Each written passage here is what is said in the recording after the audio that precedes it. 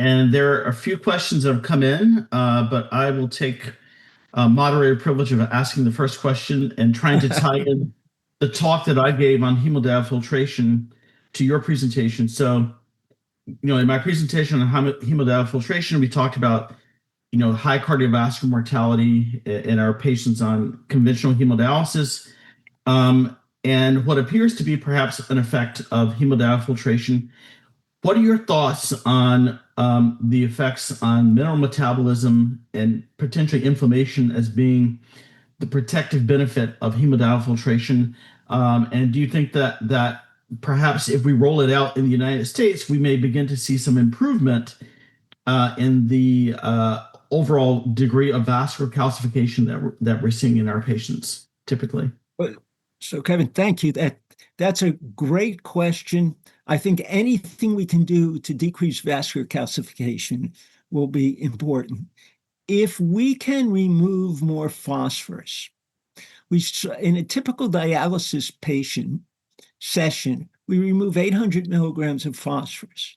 Our patients are absorbing about 800 milligrams of phosphorus. So it's perfect, except we dialyze them 3 times a week and they eat 7 times a week. So there's an excess of phosphorus absorbed.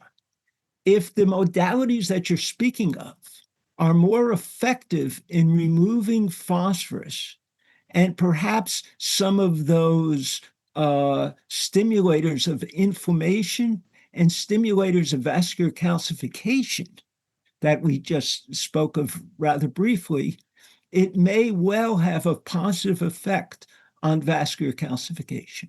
What's very clear now is what we're doing is not adequate, that our patients, as you pointed out in your lecture, and I pointed out in my lecture, our dialysis patients are dying.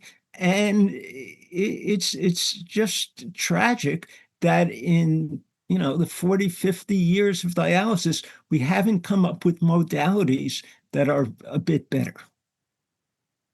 Great. I have a couple of specific questions for you, Dr. Bushinsky.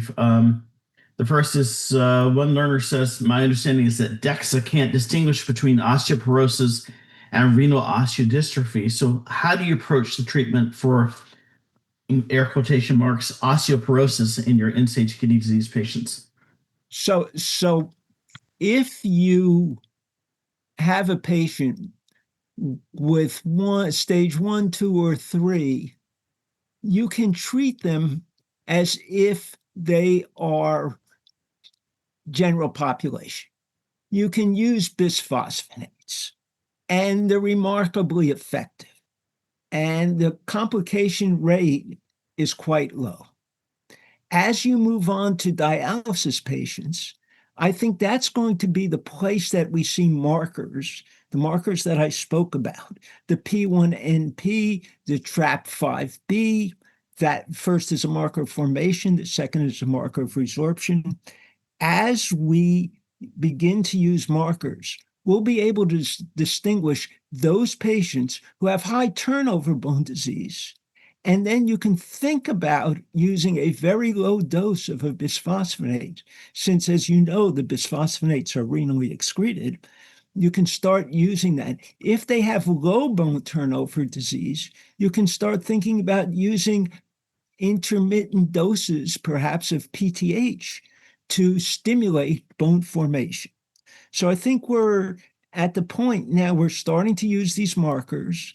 They are available. We certainly use them in research. We have a study going on right now looking at the effect of acidosis on these markers of bone formation and bone resorption. And as we begin to use these markers, we're going to begin to develop strategies for treating the patients on dialysis who have osteoporosis. You can't really tell from a DEXA if they have low bone volume from renal osteodystrophy or low bone volume from osteoporosis. But the osteoporosis, the dialysis renal osteodystrophy is a subset of osteoporosis. And I think with time, we're going to develop better treatment strategies. Unfortunately, they're not here yet. Long answer to a great question.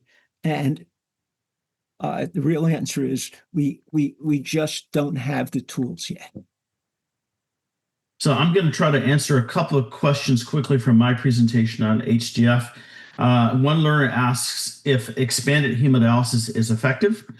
And the answer is, I don't think we really know, because I haven't seen any trials that have looked at HDF comparing it specifically to online hemodiafiltration, which is what it's really trying to mimic in terms of convective clearance. We do know that it appears to be effective in removing some of those larger molecular weight solutes, but how effective it is in terms of overall survival compared to HDF, which I think would be the gold standard in terms of providing both diffusive clearance and convective clearance, we don't have that answer yet.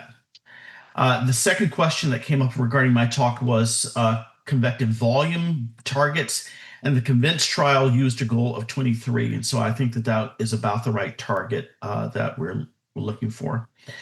Back to you, Dr. Bashinsky. Is there any medication in use that potentially increases Klotho? Klotho. So anything that increases Klotho, there are no medications to increase Klotho. No, none that we know of.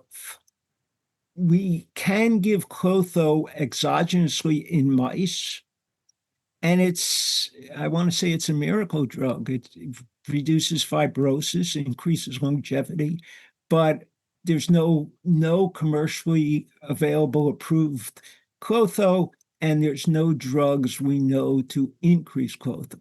What's interesting about Klotho, it's the first thing to fall.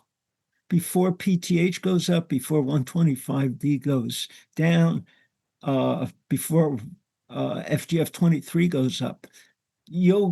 I mentioned Klotho in this course because that's the future. Right now, it's not available. FGF23 is barely available, the measurements, but Klotho, it's not there yet, but it will be. For the learners in the audience who are just getting into their careers, they'll be dealing with Klotho. Great, thank you. We are at time. Thank you. I will stop there and we will take a 10-minute break and be back at 50 minutes after the hour. Thank you, Dr. Thanks, Bashinsky. everyone.